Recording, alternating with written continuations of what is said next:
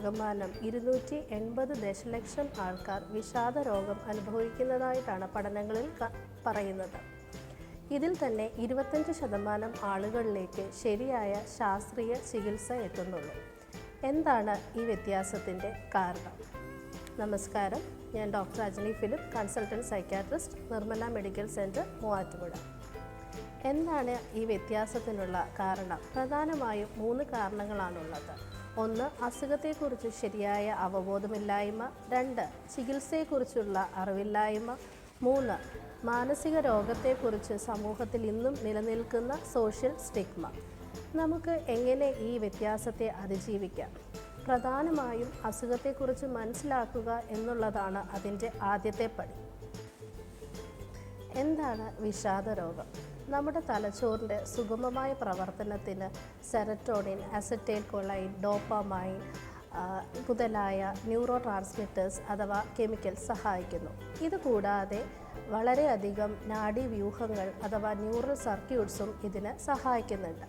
പലവിധ കാരണങ്ങൾ കൊണ്ട് ഇതിലെന്തെങ്കിലും ഒന്നിന് വ്യതിയാനം സംഭവിക്കുമ്പോൾ ബ്രെയിൻ്റെ ഫങ്ഷനെ അത് ബാധിക്കുന്നു. ബ്രെയിൻ്റെ തന്നെ ഹയർ മെൻ്റൽ ഫങ്ഷനായ ചിന്ത, വൈകാരികത, പെരുമാറ്റം ഇവയും ബാധിക്കപ്പെടുന്നു. വിഷാദ രോഗം എന്നത് ഒരു മൂഡ് ഡിസോർഡറാണ്, അഥവാ മനസ്സിൻ്റെ വൈകാരിക അവസ്ഥയെ ബാധിക്കുന്ന ഒരു അസുഖമായി മനസ്സിലാക്കുന്നു. വിഷാദ രോഗത്തിൻ്റെ ലക്ഷണങ്ങൾ എന്തെല്ലാമാണ്? പ്രധാനമായും 3 ലക്ഷണങ്ങളാണുള്ളത്. അതിൽ ആദ്യത്തേത് സ്ഥായിയായ വിഷാദഭാവം അഥവാ സന്തോഷം അനുഭവിക്കാൻ കഴിയാത്ത അവസ്ഥയാണ്. നമ്മൾ മനസ്സിലാക്കുന്നത് പോലെ ജീവിത പ്രതിസന്ധി വരുമ്പോൾ നമുക്ക് വന്നു പോകുന്ന ഒരുതരം വിഷമമുണ്ട്. ആ വിഷമമാണോ ഈ വിഷാദഭാവം? അല്ല, ഇത് സ്ഥായിയായി നിലനിൽക്കുന്ന വിഷാദഭാവമാണ്. നമുക്ക് സന്തോഷമുള്ള പ്രവർത്തനങ്ങളിൽ ഏർപ്പെട്ടാൽ പോലും സന്തോഷം തോന്നാത്ത അവസ്ഥയാണിത്. രണ്ടാമത്തെ ലക്ഷണം എന്ന് പറയുന്നത് ഉത്സാഹക്കുറവാണ്. അതായത് ഒരു വ്യക്തി മുമ്പ് വളരെ സന്തോഷത്തോട് ചെയ്തിരുന്നു പോയ കാര്യങ്ങൾ, ഉദാഹരണത്തിന് ഗാർഡനിങ് ആവാം, അവർക്കിഷ്ടപ്പെട്ട കുക്കിംഗ് ആവാം, അല്ലെങ്കിൽ പാട്ട് കേൾക്കുന്നതാകാം, ഇതിലൊന്നും ഇപ്പോൾ താല്പര്യം ഉണ്ടാവാതിരിക്കുന്ന അവസ്ഥ, അതാണ് രണ്ടാമത്തെ ലക്ഷണം.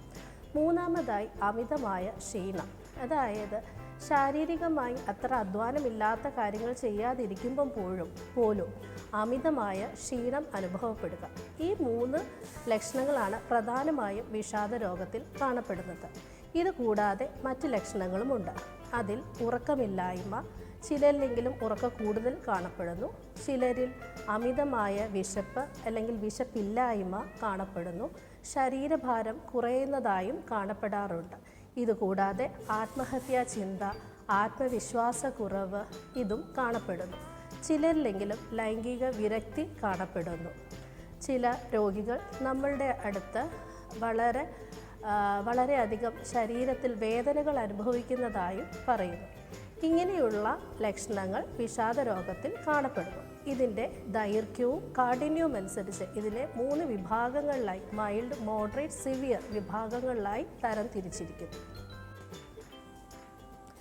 എന്താണ് വിഷാദ രോഗത്തിലേക്ക് നമ്മളെ എത്തിക്കുന്ന കാരണങ്ങൾ? പ്രധാനമായും ലൈഫ് ഈവൻറ്റ്സ് അല്ലെങ്കിൽ നമ്മുടെ ജീവിതത്തിൽ സംഭവിക്കുന്ന കാര്യങ്ങൾ. ഉദാഹരണത്തിന് വിവാഹം, ജോലി മാറ്റം, അല്ലെങ്കിൽ നമ്മളോട് ചേർന്നിരിക്കുന്ന വ്യക്തികൾ മരണത്തിലൂടെ നഷ്ടപ്പെടുന്നത്, ഇങ്ങനെയുള്ള സാഹചര്യങ്ങളിൽ വിഷാദ രോഗം വരുന്നതായി കാണപ്പെടുന്നു.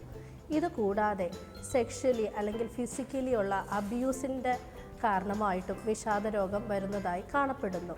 കൂടാതെ ലഹരി വസ്തുക്കളുടെ ഉപയോഗം, ചില മെഡിക്കൽ കണ്ടീഷൻസ്, ഉദാഹരണത്തിന് തൈറോയ്ഡ് ഗ്രന്ഥിയുടെ അസുഖം, ചില ക്യാൻസേഴ്സ്, തലച്ചോറിനുണ്ടാകുന്ന ഇൻഫെക്ഷൻസ്, തലച്ചോറിനുണ്ടാകുന്ന മറ്റ് അസുഖങ്ങൾ, ഇവ കാരണമായും വിഷാദ രോഗം വരുന്നതായി കാണപ്പെടുന്നു. സ്ത്രീകളിലേക്ക് നോക്കുമ്പോൾ സ്ത്രീകളിൽ ആർത്തവത്തോടൊപ്പം ആർത്തവ വിരാമത്തിൻ്റെ സമയത്ത്, ഗർഭകാലത്ത്, പ്രസവശേഷമുള്ള ഉടനടിയുള്ള കാലയളവുകളിൽ വിഷാദ രോഗം കാണപ്പെടുന്നു. ഇനി വയോധികരിലേക്ക് വരുമ്പോഴും വിഷാദ രോഗം വിരളമല്ല.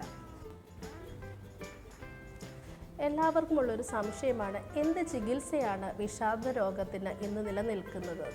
വളരെ ശാസ്ത്രീയമായ ചികിത്സാ രീതികൾ നമുക്ക് ഇന്ന് ലഭ്യമാണ്. പ്രധാനമായും 2 തരത്തിലാണ്. 1 മെഡിസിൻസ്, 2 തെറാപ്പീസ്. മരുന്നിലേക്ക് വരുമ്പോൾ നമ്മുടെ എല്ലാം ആശങ്കയാണ്, ഒരിക്കൽ മരുന്ന് തുടങ്ങിയാൽ പിന്നെ ജീവിതകാലം മുഴുവൻ നീണ്ടുപോകുമോ എന്നുള്ളത്.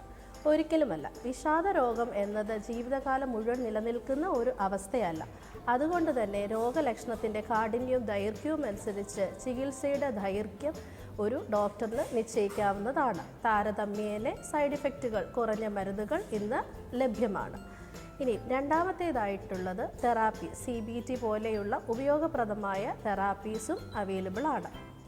പിന്നീട് ചികിത്സയിലോട്ട് കടക്കുമ്പോൾ ശ്രദ്ധിക്കേണ്ട മറ്റൊരു പ്രധാന കാര്യം ഞാൻ മുമ്പ് സൂചിപ്പിച്ചതുപോലെ തന്നെ ചില ശാരീരിക രോഗത്തോടൊപ്പം വിഷാദ രോഗ ലക്ഷണങ്ങൾ കാണുന്നുണ്ട്.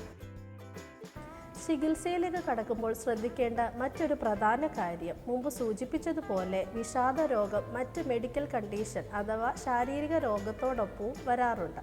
അതുകൊണ്ട് തന്നെ വിഷാദ രോഗം ഒറ്റയ്ക്കാണോ അതോ മറ്റ് മെഡിക്കൽ കണ്ടീഷൻ്റെ ഒപ്പമാണോ അതോ മറ്റ് മെഡിക്കൽ കണ്ടീഷൻ കാരണം തന്നെയാണോ വിഷാദ രോഗം വന്നത് എന്ന് അറിയേണ്ടിയിരിക്കുന്നു. അതുകൊണ്ട് ശരിയായ രോഗനിർണയം അനിവാര്യമാണ് ശരിയായ ചികിത്സയ്ക്ക്. അവസാനമായി എന്തിനാണ് ചികിത്സയുടെ ആവശ്യം? 3 കാര്യങ്ങളാണ് പ്രധാനമായിട്ടുമുള്ളത്. 1, ആത്മഹത്യ പോലെയുള്ള കോംപ്ലിക്കേഷനിലോട്ട് എത്താതിരിക്കാൻ. 2, അസുഖത്തിൻ്റെ ദൈർഘ്യം കുറയ്ക്കുകയും അത് കാരണം നമുക്കുണ്ടാകുന്ന ഇമ്പയർമെൻറ്റ് കുറയ്ക്കാനും. 3ാമതായി ഒരു വിഷാദ രോഗിക്ക് സ്വന്തം കാര്യങ്ങൾ തന്നെ നോക്കുവാൻ ചില സമയത്ത് സാധിക്കുകയില്ല. അങ്ങനെ വരുമ്പോൾ അവരുടെ മറ്റസുഖങ്ങളെ ശരിയായി ചികിത്സിക്കുവാനും അവർക്ക് സാധിക്കുകയില്ല. അങ്ങനെയുള്ള കോംപ്ലിക്കേഷൻസ് അവോയ്ഡ് ചെയ്യാനും ഒരു വിഷാദ രോഗ ചികിത്സ നമ്മളെ സഹായിക്കുന്നു. ചിട്ടയായ ജീവിത രീതി, റെഗുലറായിട്ടുള്ള എക്സസൈസ്, ലഹരി വസ്തുക്കൾ ഉപയോഗിക്കുന്നുണ്ടെങ്കിൽ അത് നിർത്തുക. ഇവയൊക്കെ ഫോളോ ചെയ്യുന്നതും ഒരു വിഷാദ രോഗിക്ക് ഹെൽപ്ഫുള്ളായി മാറും. അവസാനമായി എന്തിനാണ് ഈ ചികിത്സ? ആത്മഹത്യ പോലെയുള്ള കോംപ്ലിക്കേഷൻസ് ഒഴിവാക്കാൻ, ഈ അസുഖം മൂലം നമുക്കുണ്ടാകുന്ന ഇമ്പയർമെൻറ്റ്സ്, അതായത് ജോലിക്ക് പോകുന്ന ഒരാൾക്ക് അതിൽ പോകാൻ സാധിക്കാതിരിക്കുക, സ്കൂളിൽ പോകുന്ന ഒരു വിദ്യാർത്ഥിക്ക് അതിൽ തടസ്സമുണ്ടാകുക, അങ്ങനെയുള്ള ഇമ്പയർമെൻറ്റ്സ് ഒഴിവാക്കുന്നതിന് വേണ്ടിയിട്ടും. 3ാമതായി ഒരു വ്യക്തിയുടെ മറ്റ് മെഡിക്കൽ കണ്ടീഷൻ വിഷാദ രോഗ അവസ്ഥയിലിരിക്കുമ്പോൾ പൂർണ്ണമായി ശ്രദ്ധിക്കാൻ ആ വ്യക്തിക്ക് സാധിക്കുകയില്ല. അങ്ങനെയുള്ള കോംപ്ലിക്കേഷൻസ് ഒഴിവാക്കുന്നതിനും വേണ്ടിയിട്ടാണ് നമ്മൾ വിഷാദ രോഗത്തിന് ശരിയായ ചികിത്സ എടുക്കേണ്ടത്. നിങ്ങൾക്കോ നിങ്ങൾക്ക് പരിചയമുള്ള ആർക്കെങ്കിലുമോ ഈ ബുദ്ധിമുട്ട് അനുഭവിക്കുന്നതായി തോന്നുന്നെങ്കിൽ ഉടനടി ഒരു ആരോഗ്യ പ്രവർത്തകനെ നേരിട്ട് കണ്ട് സംസാരിച്ച് രോഗം നിർണ്ണയിക്കേണ്ടതാണ്.